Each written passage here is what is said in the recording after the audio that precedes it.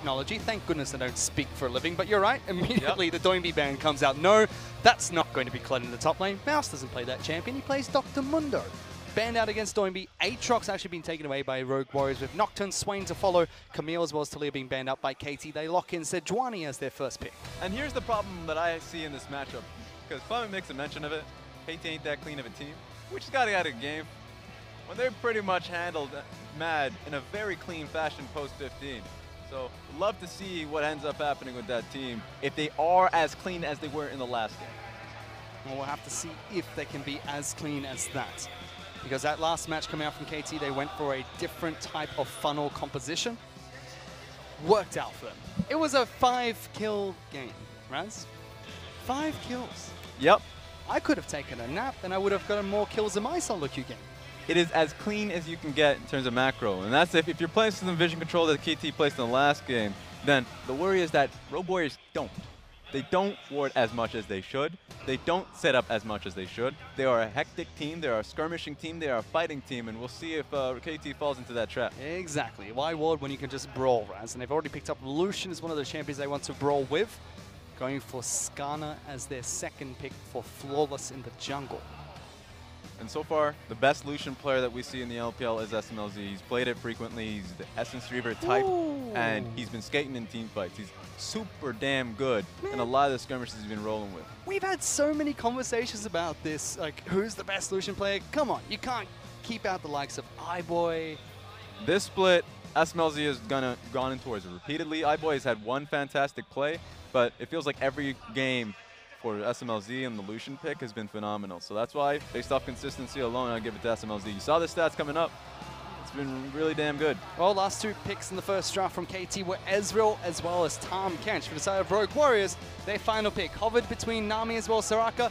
Not surprised by either. Killua's had 2 games on those champions, and when he paired up with SMLZ's Lucian, he just never died. That Soraka is able to keep their AD carry alive for so long.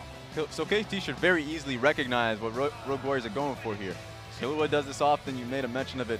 Mage support repeatedly to protect SMLZ in the bottom side of the map. They get ganked repeatedly, and a lot of their response is, hey, if Killua dies, that's fine, as long as SMLZ is getting the farm, he's getting pressure in the lane, and he can come back in these mid-game skirmishes and team fights and provide the damage that he has. So right now, this is looking like a great composition for Rogue Warriors. That being said, not a lot of pick potential.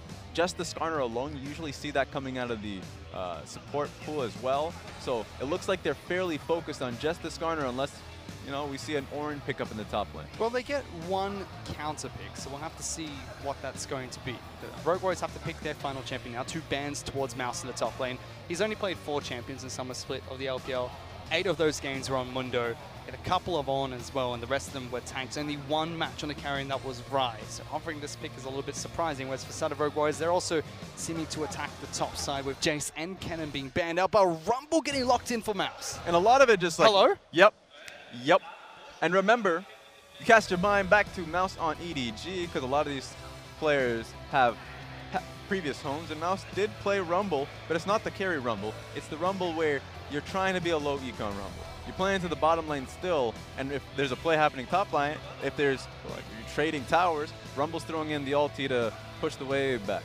Or you're getting into team fights, he throws the ulti and still doing a lot of damage. Issues that it's going to be a Rumble that's very vulnerable, and so KT now has a target in Mouse's back in the early game. Let's see if they can actually hit that target, however, because so far, very tanky roster coming out from KT. Galio being picked up, most likely heading into the mid lane with Sejuani in the jungle, Ezreal, and Tahm Kench bottom lane. So final pick towards top side of the map against that Rumble pick. I mean, at this point, who knows? Ooh! Slam dunk time, Rise. Jarvan being picked up. Yeah, I added a little bit of a spoiler alert because there are 2 smites being flexed up by the Motha mid laner and the what's jungler. going on? So I'm expecting that to be a Jarvan mid lane. And here, yes! Give it to me! Doinby picking up the Talon. Yes! Super man. carry Doinby is back. He's played this before.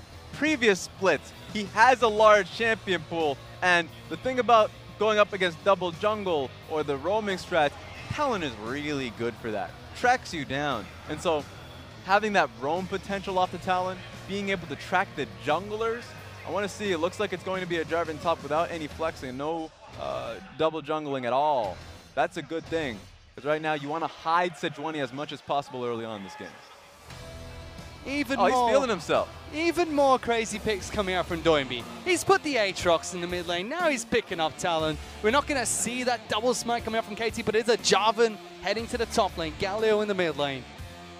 The final battle between LCK and LPL for day 1 of Rift Rivals.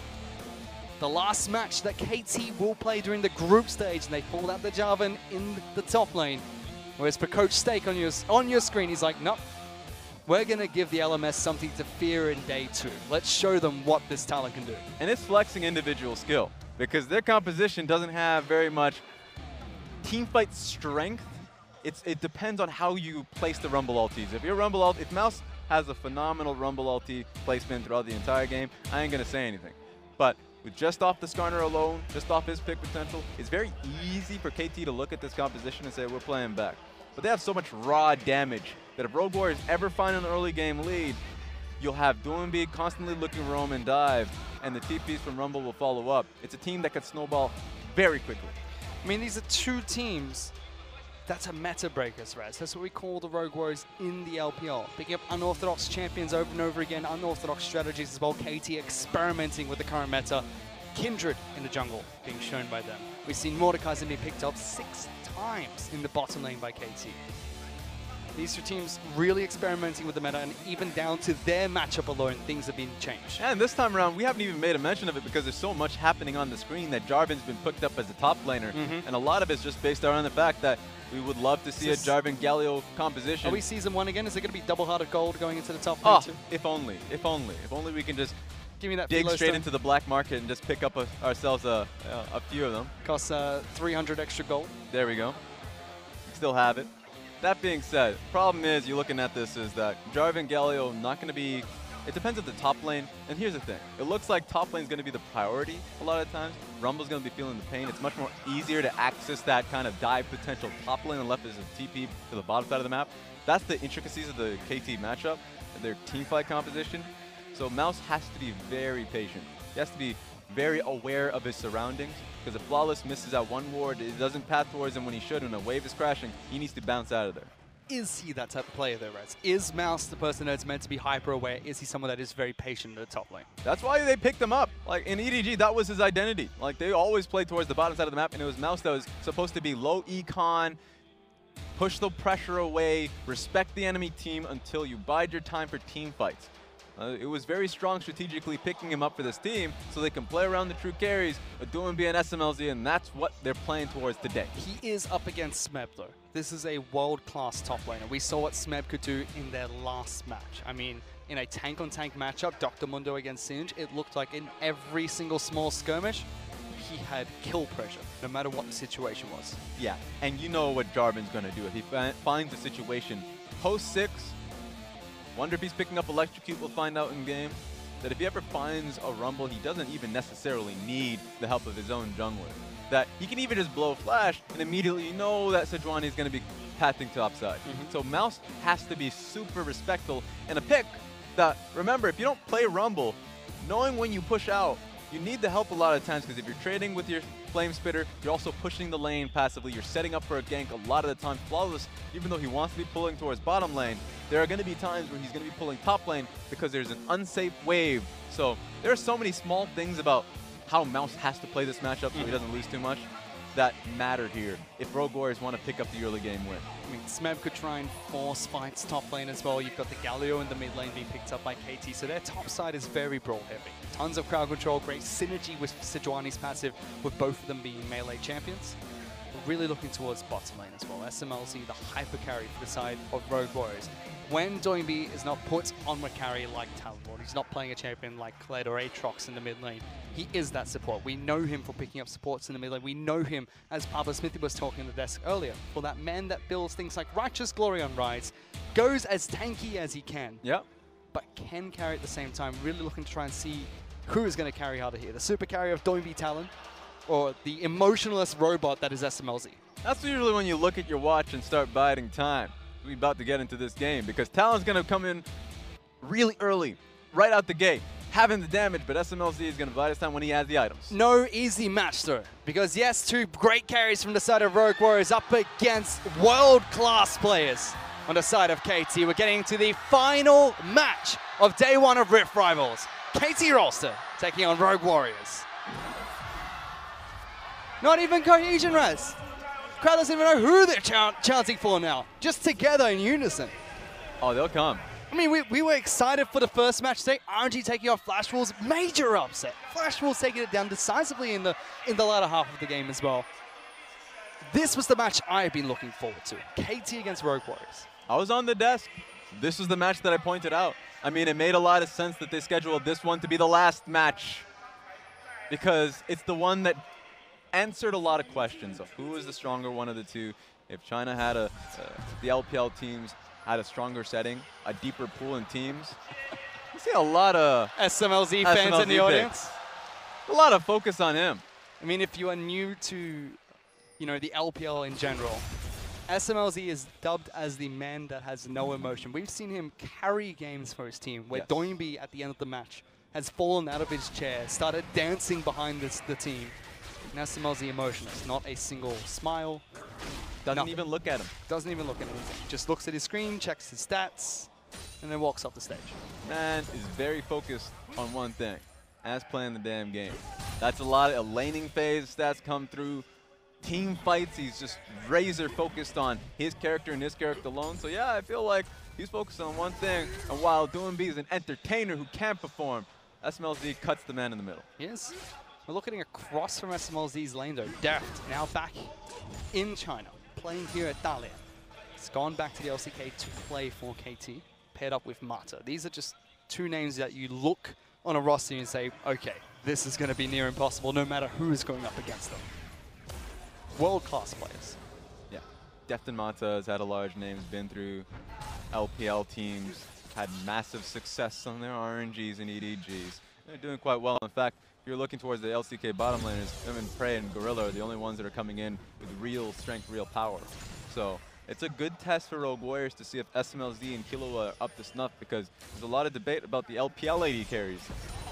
Bringing four super strong ones. SMLZ is one of them. I mean, we've heard from Killua. It just feels like he understands SMLZ, a man that doesn't speak too much.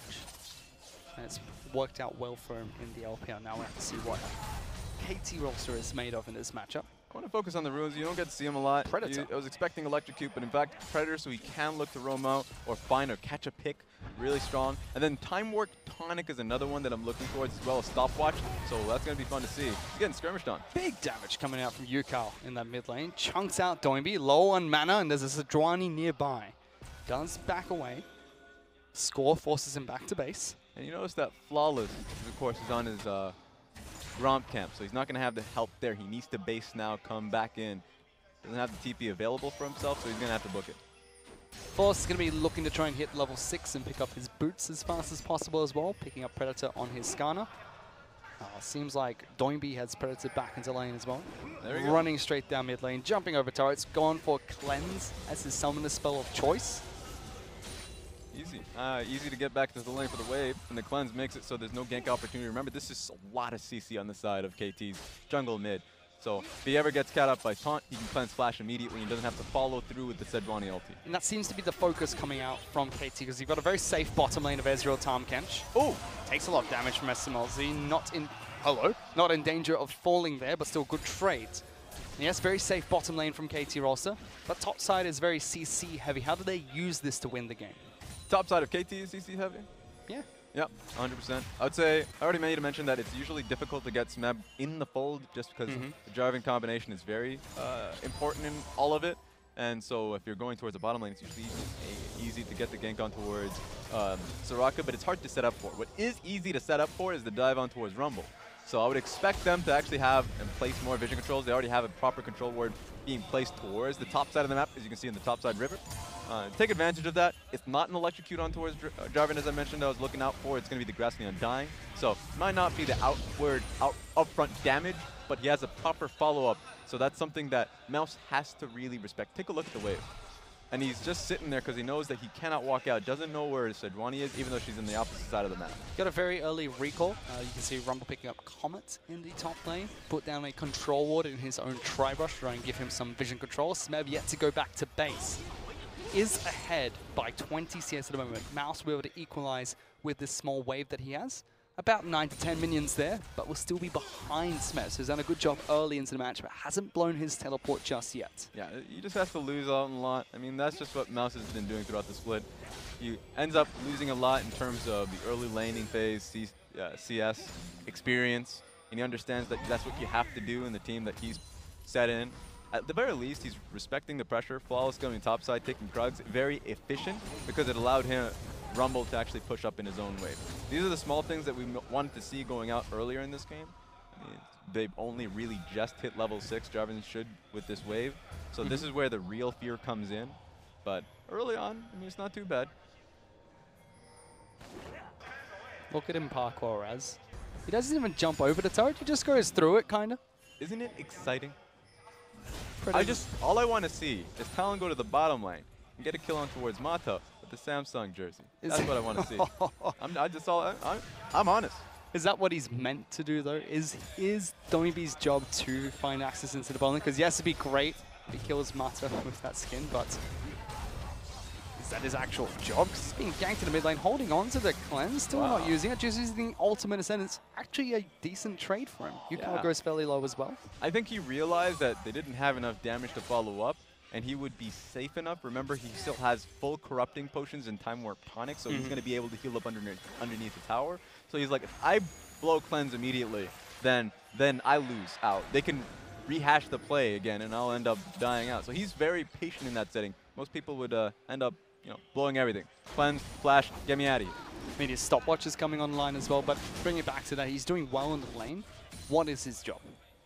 His job is push the lane, look for a side lane. I think top lane is still a doable job just because how Jarvan is fairly squishy in that sense. Going to bottom lane is a little harder because there is a Tahm Kench, but there's always a time limit to a Tahm Kench swallow. So I would say that if you go bottom lane, you have to commit to bringing Flawless as well, so you can actually continue the dive. You just have to recognize the dive's going to take a little longer. So quick answer, want him to go bottom lane. I want him to get a kill in towards Deft, but he has to commit the full unit to do so. Well, he's got Flawless close to the bottom side of the map. Playing Skarner in this game, he has been able to hit level 6 and has Predator boots available for himself. Now trying to pick up blue buff for Doinby. Doinby doing well in lane. In fact, most of the lanes for Rogue Warriors are doing well at the moment. SMLZ as well as Doinby have a CS lead. It's only really Jarvan, top side of the map, who is ahead of Mouse and Score, farming slightly better than Flawless at the moment. And take a look at this. You mentioned the bottom lane skirmishes. They've been working well for Killua and SMLZ. Deft has decided going Sheen first and not upgrading the tier, just holding on to the Fairy Charm, saying that he wants to actually push back in this lane. He wants to poke back. He doesn't want to just sit underneath his tower and lose out. So the Sheen proc, he's valued that. I think it's the right choice simply because it's been working. He's losing out in mana. It's going to prolong his tier build, but that just means it's working out now. When he has the ability to buy tier, you need Score to be in the bottom side to give him a proper back time. All right, 9 minutes in and he hasn't picked that up, so you'd expect him to go back to base soon. Galio was trying to cheat down into the bottom lane. They had Score in the back pocket of Def and Mata's lane, but no action taking place there either. Top side's just been a farm fest. Now that ultimate is available for Mouse, if he gets into a sticky situation, he can just throw down the equalizer, clear out the way, but Def's not going back yet. Probably waiting for his teleport to come back up, it seems like. Yeah, he's really just comes down to the fact that he's waiting for as long as he can to get just not only the tier itself, but so if he does face, he doesn't end up losing too much experience or time or push. A lot of that is something that he values. Right now, KT is doing a wonderful job just today, focusing around proper back timings and being a much more disciplined team, things they lacked so far in the split in the LCK. And going up against Rogue Warriors, that would be a great thing to do because Rogue Warriors are a team that usually skip a few steps when they're going for a fight and can get punished. Recently up against EDG in the last week, I mean, in the LPL, they were undefeated, had perfect Baron control, and then they went up against a well-oiled control team at EDG and they lost 0-2 for the exact same reason that feels like they have to be well aware of the control going into a lot of these skirmishes, and just know that they can't dig themselves off of just blind TP, seeing if they can pick every fight with the champions that they have. Because they're skilled players, but they need to know that the setup is important. They can't make unforced errors. If you make an unforced error against a team like KT, that's it. They're going to capitalize. Oh! Good damage onto SMLZ, and Deft is relentless. Still trying to poke at this Lucian Soraka duo. Doing a good job. Flawless is here waiting in the wings. Flash is available, Predator is available for him as well, but he's not going for that play. Doinby going for a fight against Yukao in the mid lane. Locked down. Jarvan is here as well. Could be a big fight for them. Flag, drag. Does he get the knockup? Doinby gets out in time. Yeah, so he can't follow up with the ulti. Of course, the invis is up for way too long. So that just means that Doinby has to base. And then the bottom lane, SMLZ had no mana, so he had to base. Proper timing for KT, going towards Inferno. Get the Inferno Dragon for themselves. Doesn't seem like Rogue Warriors will contest for the Elemental. Picked up easily by KT Rolster. And this is just swift movement from KT as a whole. I mean, bottom lane happened, got the push onto that one, and that was just a 2v2, so there's not much involved from that one. That was just literally, Deft and Mata playing well in that regard. And then immediately, Smeb had a push in the top lane, and actually just went went straight towards mid, so he's making a lot of the time that he's had in the top side of the map well worth it. Well, after watching KT play earlier today and now in this match against the Rogue Warriors, it seems like their entire strategy for Rift Rivals group stage so far, has been to frustrate teams to death. That's one thing. I'd say learn, but frustrating makes sense too. No, frustrate, not learn. You can learn to frustrate. That's what they're doing, man. Why would you want to learn to frustrate? That's honestly the simple way of saying they're so good at macro, I want to fight them, but they won't let me do it. So they're frustrating them. They're learning how to frustrate people with smarter play. And they've picked up a nice 500 gold lead for themselves. Not much, 12 minutes into the match, but a lead nonetheless. Infernal Dragon being picked up for them as well. That will help them out nicely later on in the match. Mount Dragon is going to be the next Elemental Dragon to spawn. Blade of the Ruin King already complete for SMLZ, so a nice item power spike for him. Tyr has now been picked up by Deft, who used his teleport to get back into lane, and is going towards the Iceborne Gauntlet, so not the Trinity Force from Ezreal. Yeah, I mean, has the extra armor for the laning phases, which I'm happy about. The trading as well happens there. Glacial Shroud will do its job, has the Tom Kench. There's a lot of safetiness here in the bottom side of the map. It's really forcing Rogue Warriors to really commit as a team, because usually you'd see SMLZ and Killua. I mean, if there's no gank happening in the bottom side of the map, 2v2, they can make something work. A lot of solo kills happen in the LPL. Duo kills if you're talking about bottom lane. But not a lot in the LCK. In fact, looking through the stats, we had a Kuro graphic a little earlier on. I mean, he's top in the rankings of it. Yes. And while in the LPL, you're like, oh my goodness, 5 solo kills. Put him in the top. LCK, 2-to-1 solo kills. It's insane that is their highest point, because there's so much structure. And the structure is really what's forcing Rogue Warriors to start to think a little bit more. It's not the brawl-heavy match that they would kind of want, not the one that they excel at. Score's looking for a gank in the bottom lane, but SMLZ and Killua are playing very safe. Galio is not rotating down just yet, still sitting in the mid lane, being pushed in by Doinby, so hasn't had access to roam into the bottom lane. Trying to bait them to do anything right now. Trying to see if Skarner comes out of the woodworks. I mean, that's what you'd want to do, right? If KT are going to play this structured play, and Rogue Warriors like to be aggressive. Oh! Baiting out something like this makes sense. Make Rogue Warriors make the mistake. Doesn't happen there. Good, respectful flash coming out from SMLZ, gets away from danger. He anticipated it. I mean, if you see an Ezreal just E up to you with no reason, at that point, you have to have in the back of your head, there's a Sejuani possibly here. They've been pushing out. We have no vision in the bottom lane bushes. So he was aware of it, and he had the mechanics to respond with a proper flash. Well done from Rogue Warriors here. Flawless tries to use this time to counter jungle, can't contest the red buff from Score, but is able to take the Raptor campers away. Meanwhile, Doinby zoning Yukal away from the outer turret. That's a sad chicken. That is scary. He's 30 CS up, Res. Look, that's fabulous. But he needs to make it work right now. While denying him from experience is lovely. At this point in time, Doinby doesn't want to just find himself sitting here for that long. See if he can find a way with the Dusk Blade that he's asked for himself to get out of here. Well, he's taking a lot of damage, pops the ultimate again, and it just seems like that's Doinby's "this is my disengage" button. I mean, a lot of people has been visiting his lane. I mean, the fact that he's able to hold flash in a lot of these instances has been phenomenal. So, yeah, Smeb comes in, Score comes in a few times, and it just gets frustrating at that point that, yeah, he's blowing his ultimate, but at the very least, he's It's a really slow cooldown. You can good, come back for the next time. Good job coming out from KT, but it hasn't led to any advantages yet. The game is dead even. No big fights from either side. So how do these two teams actually win the match? Because at this point, we're going to be playing Farming Simulator 2018. It's very likely. I think the fact that Deft picked up Iceborne immediately makes it so it's so much harder for Rogue Warriors to get a fight on the bottom side of the map. It comes down to execution of top laners more often now, because Mouse, we haven't heard Adam, very silent man himself. So if he comes down to the bottom side of the map and makes a flashy ulti work, if they can set up properly for that, Rogue Warriors have that dive in the bank. You're building so much towards the armor. Of course, Rumble's going to be able to burn you with the fact that he's going to be going into double magic penetration. I mean, the recent patches gave him a slight buff as well, especially with the ultimate doing a bit more damage. Fights in the mid lane. Doimi's going to get locked down. In fact, Martin's going to try and join this. KT looking to collapse on towards Talon. Jumps over one wall, flashes away from the ultimate, gets over the next, but Score's going to follow through. He does the dose-to-do, spots it out by the sweeper lens, so they know exactly where Talon is. KT are going to try and collapse. Doimi staying in fog of war, gets between the two turrets, takes two shots. The flash forward from Yukao gets a summoner, but first blood picked up by KT. Unfortunate when he pressed his ultimate, they were still able to find him simply based off that red trinket. So at the end of the day, he was so close to getting out of there, but just way too low HP. Finally, they punished Doimi for playing aggressive, moving deep into enemy territory every time Yukao was zoned off. Was able to escape with that ultimate, not this time. Good collapse coming up from KT. Added more members to the mix, and also just committed to using the Tahm Kench ultimate. So bottom lane was ready for it, and made it so he had to take the adventurous way.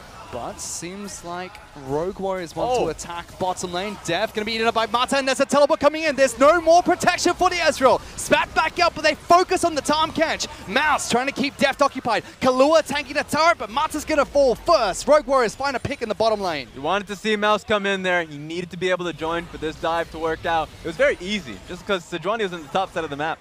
Just sad to him that he didn't get an assist from it because he was so focused on towards the Ezreal. They burnt a teleport. Kahlua very low. Def playing very aggressive. Done with you yet. Dashes forward. Doesn't get slowed by Mouse. Mouse overhitting. Smacks him with the drill. Rogue Warriors get another pick and they're looking for first turret. They don't get it, however. KT used the Rift Herald top lane. Take down that first structure. Rogue Warriors respond, and now the two teams are fighting. Yeah, I felt like KT were in a great position, but no reason for Def to be so damn close to that tower. Let it go. Rift Herald's being placed topside. I think that he just played way too greedily. Even if the Galio's in the back, that's a team fight win for Rogue Warriors. So just, you don't have to do too much. Trying to do too much. You might need to tell Def to let it go, but you can't hold him back anymore, Raz, because he was aggressive there. Cost him his life.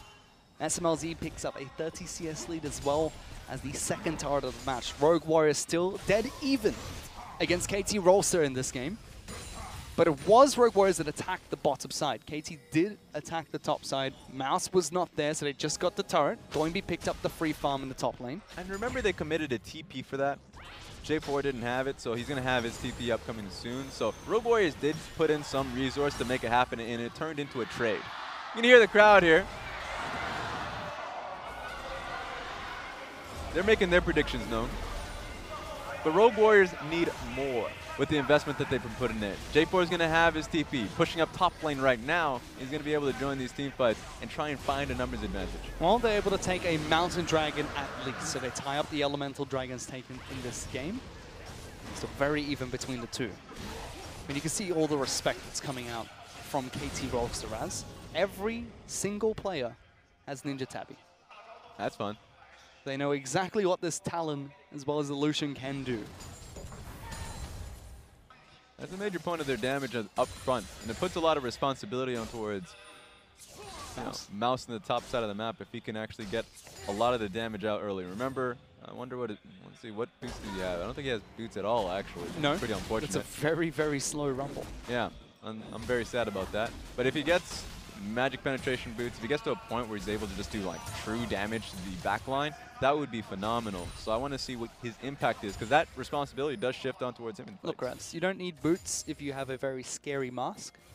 Does he have a scary mask? He's got the Leandri's Torment. There's blood coming out of the eyes. That's a little bit too scary. All right, if you start bleeding from the eyes, then look, I'm not going to take you to hospital then. It's not that scary, right? We're good? I feel like that damages me more than buff you up, but I'm just going to have a problem with that entirely. Oh, he still has it going towards Boots just yet, sitting on the control ward. as well as that refillable potion. A lot of members from both KT as well as Rogue Warriors are grouping up in the mid lane. Even Score trying to sweep away vision behind the mid lane outer turret. This is below half health, so KT can make a push to try and take this structure. Could look even to dive it. Remember, looking at Skarner's positioning, not in position to really deal with Score's pick off. And remember that, unless he gets caught out. Sweeper doesn't see him, but sees the ward. Score is going to come out from the flank, locks down floors to start, gets healed by them, pulling back the Sejuani. Kalua's keeping the front line alive, and Score very low after that fight. And Rumble's going to come in here, so they should be able to protect this mid lane. That entire engage of Score to be able to get Flawless does not work. Now it's Doinby's turn. He's found a nice flank for himself behind all the members of KT. Throws out the rake. Doesn't get too much damage, doesn't get the flank he wanted, but it's just an ARAM at the moment. Both teams grouping up in the mid lane, looking at each other very angrily, Raz. That was interesting. And I think right now Rogue Warriors, they're so close to death way too often. Oh, they're collapsing though. Mouse gonna get caught out, throws down the ultimate, gonna get locked down, and he'll be the first pick, picked up by KT off the back of that fight, out of position. Yeah, there we go. I mean, that's just that easy. He holds Flash. Not too sure if he had it. In fact, he didn't have it at the time. It was very close to having it. So at that point, he's just out of position. That's facts. And so he just needs to watch himself in that time. Talon was heading straight towards bottom lane, didn't have the numbers. Well played. They didn't have the ultimate for Sejuani, but Smeb as well as Score was still able to collapse onto Mouse, get his ultimate. They get a pick and use that pick to take down mid lane outer turret, putting themselves ahead of Rogue Warriors. About 2,000 gold up now. That's a mid lane tower down. Even with Talon finding himself in the side lane, he needs to, his focus is actually just not splitting anymore. It's mostly push and rotate, because KT as a team should be rotating towards the Baron buff. Pushing up top lane, setting them up around Baron. They have a lot of pick potential with the composition that they have, so they can use it to instill condition Rogue Warriors into thinking that they're just picking too long and then they can rush Baron. There are so many strategies they can utilize here around the pick. The control ward is going to be important on towards KT, and it pulls Rogue Warriors towards them. We just haven't seen that side of the strategy from Rogue Warriors. I mean, the Talon pick, we didn't see too much from it early except for controlling mid lane against UCal. Everyone from KT is fairly tanky. He's not going to be able to one-shot anyone unless he finds Deft alone. Maybe Smeb in a side lane. But with Tahm Kench and the team, with all the crowd control, it just feels impossible almost for Doinby to find access to the backlines and actually deal the damage that Talon should be able to. Cleanly put, there's not as a lot of setup for the Talon. If he has early, push in mid lane in the early game, excellent. Goes bottom lane, there's not a lot of CC to actually make it worthwhile. Same thing happened top lane. It looks like he's going to be the target here. Oh no, lots of members collapsing into the bottom lane. Deft is here as well, gets him in invisibility. He's now trying to dodge away from the ultimate of Sejuani. Score holds it, but they burn the summoner spell of Talon. And he's just become a consistent target since the beginning of the game. Hasn't been able to leave his own laning phase. He hasn't had access to his own ultimate unless if it's just to defend himself. It's really frustrating if you're doing B, because the strategy is revolving him leaving lane and impacting somewhere else, but it's constantly KT finding him. KT is still trying to attack, but that's flawless going forward, locking down the Tahm Kench. Mata forced to flash away, but on the flip side, Kalua gets caught out, flashes away, still gets killed. Mata goes low, but Smeb gets into the fight. Mouse with a big flank, they're tower diving, KT are low. Locale gets the first kill, Mata gets burnt alive. That's a crispy toad, but a double picked up by Galio. Mouse comes up big with a double himself. KT are still trying to hurt him. Deft is very low, the chicken jumps back in, but that's a golden rumble. Doinby wants access into the fight, gets back in, pops the ultimate, Mouse with another, but Deft cleans it up, will die to the turret, and only Smeb's left alive. That's insanity. It took so long that even Soraka came back to life from the beginning of it. And it was all based off of the pick potential from Flawless catching on towards Score, and then the problem, or at least it was on towards bottom lane of Tahm Kench. And then the flank comes through from Mouse. Such a beautiful TP. I know we'll see the TP, or at least the replay immediately afterwards, but so well done from Rogue Warriors with how far behind they were. We get to look at that again, because the fight started with Flawless locking down Mata. Instantly catches onto him. Only problem is on the opposite side, Killua dies, but the flank TP, you already see Rumble coming in from behind, while KT doubled down for a dive on towards Doinby and Flawless. The Rumble ulti makes it so much harder for the backline to even support it. Mata goes down, Deft is out of there, scores to follow. So it was just a weird follow-up from KT to even look for the dive. That was a success overall, and then they tried a little bit too hard. Good use of the stopwatch by Mouse. Doinby jumps back in to at least trade back evenly. Def will die to turret at the end, but it was so close. I mean, a turret, one more turret shot on Smeb, he would have died. Would have been an ace for an ace. But KT hold on to the gold lead they were previously able to acquire, push for more, take down that bottom lane in a turret. 4,000 gold up, now working on an Elemental Dragon. Big play by Mouse, though. I mean, this is the player that we look towards and say, you know what? He's a top lane tank player. He's going to be a big sponge. Did the most damage for Rogue Warriors in that fight. He's now 4-2-0, and he was blazing through the last team fight. Yeah, I mean, Mouse in team fights, since EDG to here, has always been phenomenal. It's just getting to that point and supporting your primary cast. And also remember, Rogue Warriors are at their scariest when they find themselves behind because they keep fighting. They up the ante a lot of the time. And so the tempo keeps going up, and if you're KT looking to dive, it'll just find one mistake. Rogue Warriors are a team that can punish it. So that's what you have to watch out here. KT cannot find themselves taking these risky dives that they do when they're in the LCK. They need to be able to play discipline a lot more slowly. They're now pressuring around Baron. It's a nice start. We need to see the same discipline that we saw from KT in their last match. Because they've been known not to be able to close out games that well. They need to close out this match against Rogue Warriors, put LCK ahead of the LPL after day one. Because whoever wins this match will be leading for their region going into day two. They're still trying to set up. Rogue Warriors still have good wards, and Smeb almost getting caught out. Flawless going to try and collapse. No flash available for Jarvan. Gets pulled back. SMLZ throws out the ultimate just for the cooldown. Smeb still alive. Will be the first to fall. Great equalizer once again. Kalua very low, stuck inside the Raptor pit. Mouse burning alive. He's going to come out of stasis, and he will fall as well. KT turn around the fight. Flawless is next. One more shot from Daft is going to be enough. Somehow KT win it. Yeah, and you know what? SMLZ and Doinby are the only ones alive. You're KT, you focus straight towards the Baron. It's just going to be difficult now because you have to push SMLZ and Doinby back. They're incredibly healthy. And KT have 4 members alive that looked like Rogue Warriors would be able to pick up the kills there. That is not going to be the case. Yes, SMLZ and Doinby are going to look to try and jump in, but Def being aggressive. SMLZ wants to jump in. Doinby already chunked out by the Ezreal. They know they have to sacrifice this Baron, and that's what they'll do. KT pick it up, and they're opening up this match. A proper chunk to push them out. And that we're going to see it very soon. And it was all in towards the fact that, yeah, you pick up Jarvan. But remember, we saw this in the SKT set.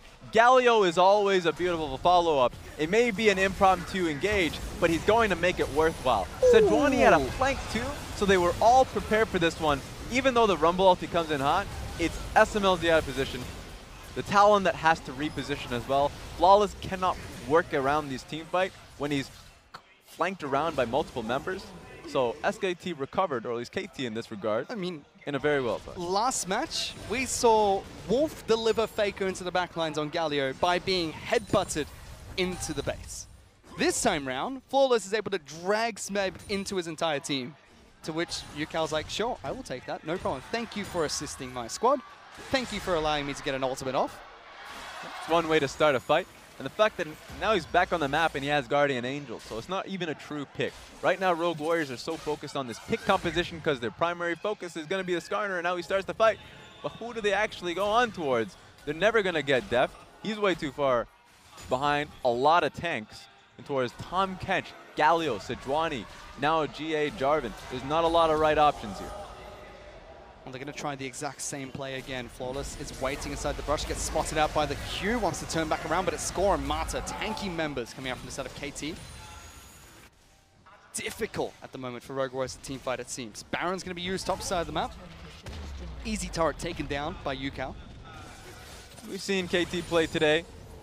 If you're not going to give them a fight, they'll be taking around the turrets around you. So they have the Baron buff. They have a Galio in the top lane pulling one member. The primary focus is now going to be this mid lane tower with the poke that Ezreal provides. SMLZ, a couple of auto attacks and he's already below half health. Killua will keep him healed up. So Def's not stopping. This man's a monster and he already has been on Ezreal. Pushing in towards the inhibitor turret in the, the inner turret in the mid lane. Still arcane shifting forward. has his QSS, has a time catch behind him. He's not afraid of Flawless at this point. Yeah, I mean, they're not going to stop here, so it is going to be an inhibitor turret. It's on Rogue Warriors to draw the line somewhere. Doinby did get spotted out by wards, and KT know exactly where he is. Scored down to half health. SMLC using the culling, but is not going to get the Essence Reaver proc anymore. Instead, they collapse on towards Found Galio somebody. top lane. If Galio's not going to be able to protect someone! You count with the flash! The follow from Score is beautiful! This is the team fight for KT! Collapsing! Already getting 2 kills to kick things off. Doinby forced to use the ultimate to get away. SMLC can't get his hit with depth. Forces him into golden stasis. Everyone collapses. And Rogue Warriors, just like that, they thought they hunted the hunter. Not going to be the case. He blew them up. It was insanity. Literally flash taunt and obliterated the Soraka. Beautiful. Well, this is when you back it up, boys. I mean, this is rough. Rogue Warriors, this is, you know, the same playbook Rogue Warriors have whenever they're behind. Flank at all costs and find a rogue member. But then this, so beautifully put. Smashing towards Killua, immediately out of the fight, so you don't even have the heals. Gone. And then it's an easy pickings from that point forward because they were in the mid lane, so they're going to be coming up right quick. And so Rogue Warriors had to come out of there. The cohesion coming out from KT also was just beautiful. I mean, you collapse into UCal, says, you know what, I can turn this run around myself. Had the boost of armor and magic resistance from Aftershock as well. Collapsed on 3 members. Smear blocking down everyone after killing Killua. Rogue Warriors just seem mismatched in this 3rd seed game. They're starting to realize, like, against the top teams, there are no stragglers. That a lesson they learned last week versus EDG, that they tried their flank plays when they were behind, but the problem was that they were always ready, they were always in position. This time around, KT had placed a proper amount of control wards, so Talon couldn't flank them in the mid lane. So obviously, he's going to make a call, go top lane to the rogue Galio. But they were in the mid lane, they're already moving towards you now. So they couldn't make a quick job on towards Galio. It's impossible. So it feels like, and it is, pure desperation, and it's not working as well as it has in the past. Sometimes Rogue Warriors break the meta like we saw in their first 5 matches of the LPL, and it works out fantastically. But after their match against EDG and now their first game at Rift Rivals, the strategies and the swaps that they've made haven't been working out, especially in this match, throwing in the Talon. We haven't seen much from Doinby's Talon. Flawless has not looked great on the Skarner so far. Mouse is actually the member that's stepping up today. Yeah, and you know what? Like, while he's stepping up, at this point, it's KT calling it. Making the proper items play. Even though they've lowered the items, that's a Gunblade on Deft. Deft has been doing so well hitting every Q that he's just waiting for the person to burst down. Deft is not afraid at the moment. Said KT without Baron buff still move towards mid lane. Doinby being locked down, forced to use his ultimate to disengage. Nobody from KT's taking damage. They lock down Score, bring him back in. That'll be the first casualty. Mouse gets his another kill in this match, pushing KT back away. Killua's forced back to the fountain. Rogue Warriors' health bars are low, so they should still lose their inhibitor. Yeah, even with that one pick, it still doesn't matter when they lose their inhib and almost lose their own support. So KT still coming into base, saying that that's a success, and they're going to just run rampant in their own jungle. So right now, Rogue Warriors have to find a more reliable solution, and it feels like Baron is going to be the call, unless it's UCal. There will be a time catch trying to jump back in, but Rogue Warriors look for the fight. Flawless in trouble. Doinby forced to use the ultimate again. Smeb separates the team, brings UCal in the back lines. Mouse was trying to do as much work as possible, but it's just not enough. Deft able to single out SMLZ, gets the team fight he was looking for, and KT are looking towards the Nexus. Yep, 40-second death timers, and they already have the minions right beside them. Easy as pie. Rogue Warriors are trying to find a skirmish that they had no way of winning. They were trying to find a way to turn around the match, but 10,000 gold behind at the time, it's just not enough. One pick, not going to be enough. Def keeping Doinby on the fountain as well. They're moving towards the Nexus, and with this win, LCK lead the pack after day 1. In such clean ways, too. KT, 2 games, back to back, and it feels like KT has just found a new identity in a slower, smarter team, going up against the other 3rd-seeded teams. Right now, it feels hard for Rogue Warriors, and they're learning a hard lesson about 3 weeks into the split, that LPL, yeah, they seemed real good, but they still have to play a smarter game. They can't rely on the mechanics. KT's learned that lesson here today. It just seems like the more you struggle against KT Rolster, the harder their grip becomes, the harder it is to fight back. Second time a very similar playstyles come out from them. We saw that in their match against the LMS. 5 kills in that game. Against Rogue Warriors, they're not afraid to let them play their crappy brawl, their brawl style, and take it to them with a slow-paced match. Make sure that they don't get to play the way they want to. And it feels very intimidating going into day 2. That KT looked this good. Now remember, playing 2 games, bid them adieu, won't be seeing them tomorrow. And it looks like they've just set the stage here for the rest of the LCK teams going to day 2, that you really have to dethrone them in the mentality department. They will draw you out, and if things go the way they are, you might be seeing them once again in the grand finals, waiting for the LPL and LMS teams to go at it. That win, as we mentioned, means that LCK stay in front after day 1. And we saw RNG lose earlier today. Yes, we saw a 1 loss coming out from LCK, and LMS and able to pick up a victory so far in that upset. KT Rolster's last match during the group stage performed incredibly well. Difficult strategy to play against. And now we only be able to see them during the blind relay, whichever team they go up against. They have to be ready to deal with this. Yep. I mean, remember, it's a best of 1. Rogue Warriors decided to take that best of 1 and have a composition to 3 picks you would usually never see. The Talon, Soraka a little bit, the Rumble. It just didn't work out for them. They had very obvious flaws, but the strengths were in their mid lane. KT Roasters recognized that, and you can see them flatlining, moving straight down. Yep. They just went straight towards Doomby. It just seemed like Rogue Warriors had this unorthodox team composition where they had bits and pieces of the puzzle but just not a full, complete picture. Whereas KT were like, we know exactly what this puzzle looks like, we know exactly how to solve it, and put the pieces together nice and slowly, and did so in both their matches today. Yeah, and I would say that if I were to look at the pick ban and change one thing, I would give Flawless a more empowering pick so you can actually utilize the 2v2 a little bit better. Okay. The problem here, a lot of it was just Talon was on his own. And in most cases, if Skarner comes out and finds a Sejuani, then it's going to be a Galio collapse, Jarvan collapse with how well he was doing. If he was on, I throw Kindred a lot because that's a score pick, but just essentially a ranged jungler, Graves could do the job as well. All you really want is the Talon to be able to leave the lane and have support in the laning phase. Didn't happen, but ultimately, now moving on to day 2, the time to restructure, rejuvenate. Rogue Warriors still have 1 more game, and we get to see that going into day 2. They have to bounce back from not only the end-of-season loss that they had against EDG in the LPL, but now after day 1, not being able to pick up a victory against KT, already showing a couple of their strategies. For the LCK side, they don't get to see KT play anymore during the group stage, but they're going to try and use their other teams to try and pick up more points, potentially the pack after day 2. But let's send it back to the analyst desk to break down that match. Thank you so much. Again, Fish and Raz, good cast on the day. Papa, whoa, you were shaking your head no. You were like, I got to go with KT. I'm not 100% certain. What did you know? Did you like bump into Rogue Warriors behind when they came on stage? Did they say they were going to play Talon? What I know is that I've been around this KT roller coaster for a long time. From my name, you know I'm a bit of an old guy. Yeah. I've watched a lot of these KT games. I heard people there talking about how KT had turned a new leaf. No, no, no. This day, they played very, very well. They should be rewarded for their play. And there are little technical things as we go on to explain how the game unfolded, because you look at the drafts, and it's very easy to be results-oriented and say, well, one of them just team fights really good. Don't know what the other one was doing. Yeah. The other one was trying to snowball, and there were very precise decisions made by KT to stop that snowball. Yeah, a couple big ones is avoiding all of the power spikes coming out from Rogue Warriors. They are basically looking for that first dragon fight there, and KT basically did avoid all of those. Their itemization was also incredibly good. We saw the ninja tabbies come out from across the board, and also like you mentioned, the Sheen in the bot lane, keep the mana going, get the teleports correctly.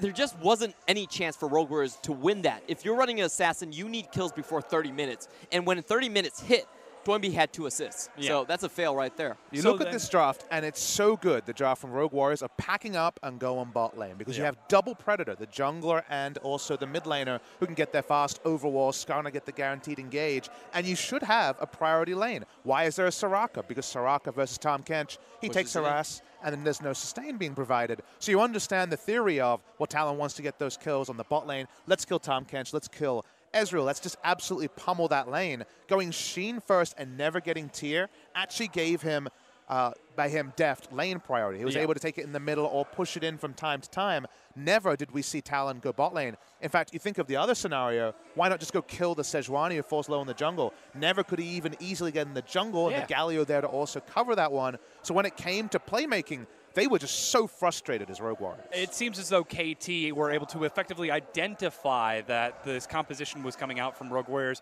and pivot on the spot in game. We were surprised. We saw the Talon. The crowd cheered. There was the Jarvan. There was the Rumble. It was all surprising. But KT, cool as a cucumber, said, all right. KT knew Rogue Warriors comp better than Rogue Warriors themselves knew it. That's what it felt like right there. I really love their itemization because their idea was if you're coming in, you're going to come in for directions we know. They didn't have the hard CC for the instant lockdown, so they were very slow in converging. And every time they went in the team fight, KT just struck first. They found the Kahlua, they took out a target. There was a Triforce and a GA built on the Jarvan just for that burst damage there. So very good reading of the compositions and very unexpected from KT because they won by pulling back. And let's rewind a little bit, pull back in terms of the draft, because you just mentioned the name, Jarvan. This is the first Jarvan game, I believe, in almost any region. It's not been played in the jungle, certainly not top lane. That's an old favorite that we've seen from Smeb in the past. Smeb loves the flank teleport. We saw the Cannon band. AP Cannon is one of his standbys. If you go full AD Jarvan into a Rumble, eventually Rumble can't enter lane. It's just too much damage. He'll die in one rotation. Smeb played it well, and it was also a last-second swap, so just something he's been holding back for a moment like this. Yeah, we've actually got a replay exemplifying the strengths of that Jarvan. It was KT pushing the tier 2 of Rogue Warriors after already picking up an advantage. It starts off with an attempted pick from Flawless. And it just takes so long for Rogue Warriors actually to get in position. Their pieces don't have the hard CC necessary for the instant lockdown and the instant burst damage. They see Mouse coming down the minion wave, but they don't really care. And to be honest, this could have gone very poorly for KT, but they did have the power overall with the pick on the Soraka early to finish it off. And in 2 games, this is the one you'd point out and be like, okay, that's a KT throw right there. Opting into what looked like a 4,000 damage equalizer and the really bad positioning, and yet they still cleaned it up. And guess what? When you play a really clean early game and have a gold lead going into that moment where you make a slight sidestep, you don't lose the game straight out. And that was the difference from KT. In previous metas, sometimes they had already made a couple of smaller mistakes, and then the bigger one just snowballed it. Yeah.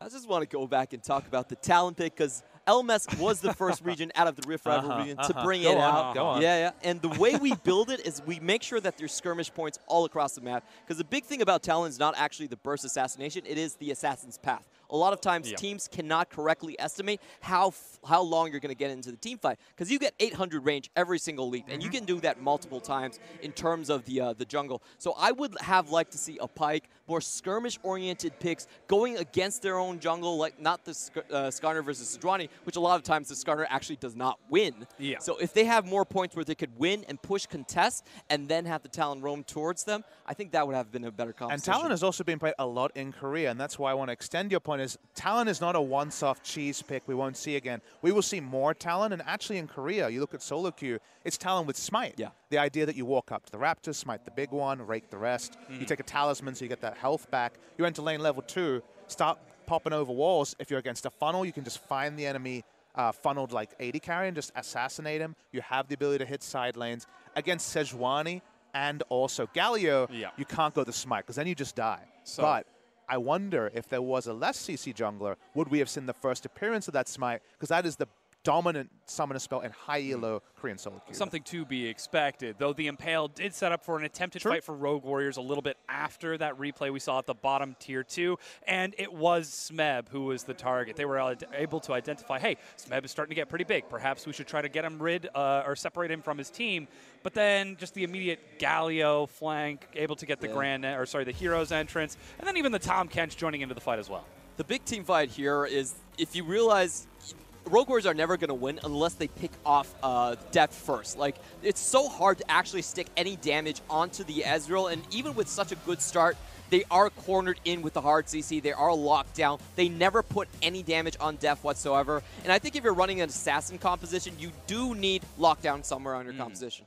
Or to snowball, right? A different game where Def goes Sheen and he's pushed in and Sejuani's killed and then bot lane's killed. It's a totally different game, and there's access for the Assassin's Path into the backline. In that team fight, Tom Kench was running after Talon just to keep him out of the fight. He wasn't worried about devouring allies. He was assassinating people themselves, and that's a good sign that your early game snowball went bad. Yeah, hate to see that happen. Of course, UCal, he's going to pop up in our last replay here as Rogue Warriors are able to try and find that one final pick. But look at this. 3-man taunt to back up his 5-man taunt just a few days ago against Griffin. That was actually UCal's comeback game after a bit of an early season issues with some of his champion pool and his positioning in team fights. The first Galio was great. The second Galio even better in this game. So, yeah, Galio looking like a solid pick for KT. And guess what? If you make a mistake and you push too far up, that Galio ultimate, pretty useful. Yeah, you absolutely pay the price. That being said, KT taking the win. We heard it from the casters. Never in doubt. Never in doubt. 100%. I doubt that. Yeah. I doubt that. What you saying? What you saying?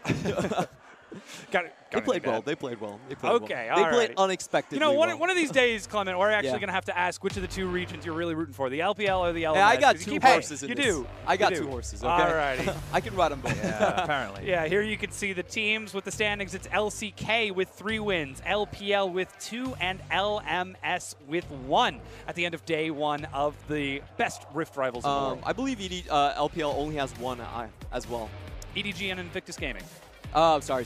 Yes, and the standings. Let's confirm. You can see it right there. Wonderful. I'm so glad that we've got this to double-check all the mathematics that we can see. My bad. And again, all of the other teams are going to be playing again tomorrow to round it out for 8 from everyone. The LPL 0-1, 1-0.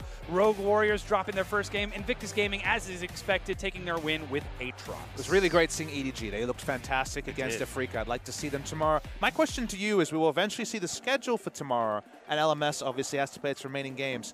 Can you see a team other than Flash Wolves picking up a win on the LMS side? Ooh, that's such a difficult one. I have to say I have a little faith in G-Rex versus Afrika, but that's more about the morale thing. G-Rex themselves have been in a very tough spot. However, on the LCK side, we are going to see Kingzone for the first time in the group stages. Bit weird that we haven't seen 2 of those teams playing till tomorrow. Kingzone are back in some ways, not in others. And even when it comes to starting junglers, sometimes Cuz is playing, sometimes Peanut is. So a lot of questions still about Kingzone Dragon X. You can see that schedule on your screen. Kingzone in our last game of the day, taking on Royal Never Give Up in the MSI Grand Finals rematch. Ooh. I know there's a lot that I'm hyped for, but I want to hear what you guys are looking forward to as well. Papa. I really want to see Kingzone versus Flash Wolves to see which Kingzone is here, because sometimes it's Dr. Jekyll and Mr. Hyde with this team. Even lineup-wise, are they starting Cuz? Are they starting Peanut? You think Peanut, but Cuz sometimes recently has got the nod. Yeah, I definitely want to go for Invictus Gaming versus SKT, the 2 best mid laners facing up against each other. Of course, Rookie was our MVP in the spring split, and Faker has been playing as good as always. I just don't want to see him on the Galio again.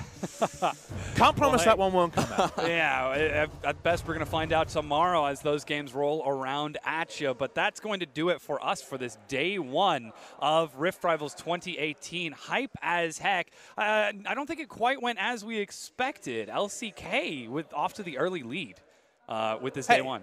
I don't know. I was pretty confident. I don't know. Look, if we're following the track record, LPL, we've won MSI and all of the other good stuff, and now I just want to see more fighting. This has been too bloodless. Yeah, KT, we can start play fighting like on the KT. desk. True. Yeah. Nah, he's a lot bigger than Kingzone. Kingzone likes to get frisky, so they'll be a team. All right. You promised me that. Okay, I'm gonna look for it. All right. All right. Well, we'll see that tomorrow, ladies and gentlemen. Thank you so much for tuning in to day 1 of Rift Rivals. On behalf